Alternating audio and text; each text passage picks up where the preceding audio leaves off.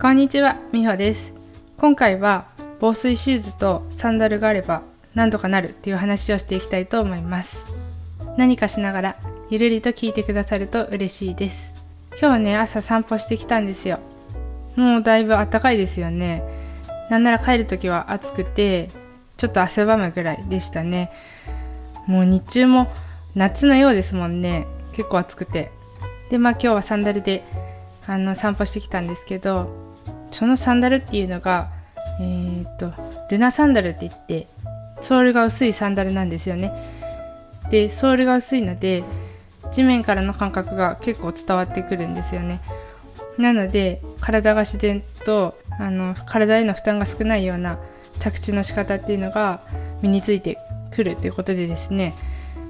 今普段から履くようにして着地の練習をしているところです。でそういう理由もあって普段はサンダルを履くようにしています。であともう一足防水シューズ持っているんですけど、ちょっとね走る用の靴とかはまた別にあるんですけど、普段っていう形で話をさせてもらえればと思います。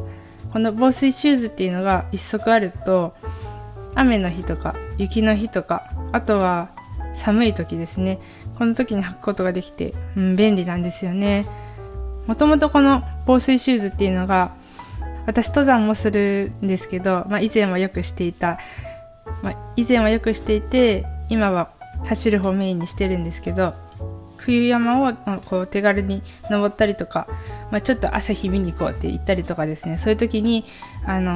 トレラン用の防水シューズ使ってたんですよね。冬山なんで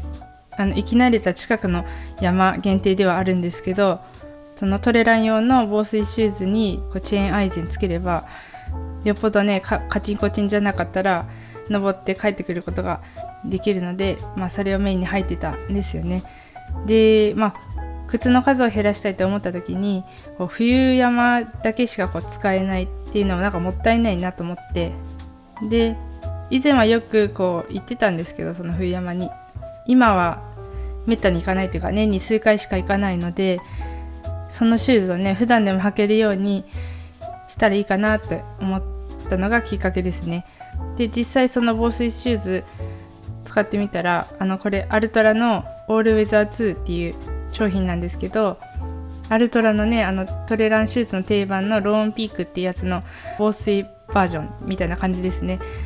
このオールウェザー2っていうのがですね、何でもいいんですよ。何でもいいんですけど、このトレランシューズの防水っていうところで気軽に山にも遊びに行けるし、濡れた岩とか石とかでもですねグリップが効いて滑りにくいってところも気に入ってるんですけど、ちょっと寒い時に履くと暖かいし、で梅雨なんかでも履くと足が濡れないっていうことですね。あとは雪山も登ってたので雪が降る日とか路面が凍ってる日なんかも割と信頼して使うことができてますね。であとは先ほども話したルナサンダル、これを普段履きにすることで着地のトレーニングもなるし、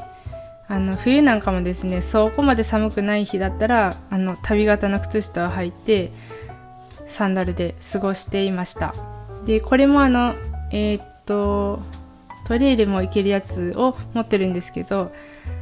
もっと薄くてロード用もあったりとかいろんな種類がある中で山でも使えるようなものを選んだんですけど、これは普段ちょっと山を散策したい時とかですね、子供と気軽にね靴を他の靴を持っていかなくってもサクッて山に入れたりとか、あとはわりかし暖かい時だったら近くの山にサンダルで登ったこともありましたね。ちょっとまだ私は足さばきが上手じゃないので、山に履いていくと石とかねちょっと尖ったもので足が痛いなって思うことがあったので、ゆっくり散歩する時とかゆっくり山を登る時とか、あとは普段履きで履くようにしています。あとは夏はやっぱりサンダルがいいですよね。涼しいんでね、日焼けはしちゃうんですけど、ちょっとね川入ったりとか水浴びてもすぐ乾くし、海に履いていてね塩とかがついたとしても洗って干してたらすぐ乾くので年中履けるっていう感じですね。はい、そんなわけで山用のねトレラン用の防水シューズが1足と、あとは石とかね岩でも滑りにくいような山用のトレラン用のルナサンダルですね。サンダルが1足計2足があれば普段はなんとかなるっていうお話をさせてもらいました。ほんとね、ルナサンダルって便利なんですよ。ちょっと走るっ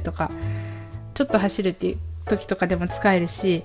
慣れればね、ソールが薄いので着地の仕方が体に負担がかかるような形だと、足故障しちゃうと思うんですけど、うまく着地の方法を身につければランニングでね使用される方も多いと思うし、本来の走り方とか歩き方を身につけるっていう点でもいいかなと思って履いています。皆さんの相棒はどんな靴履いてますかね。皆さんのこだわりもね知りたいなって思ってます。はい、それでは最後までお聞きいただきありがとうございました。また次回も聞きに来てくだされば嬉しいです。それではみほでした。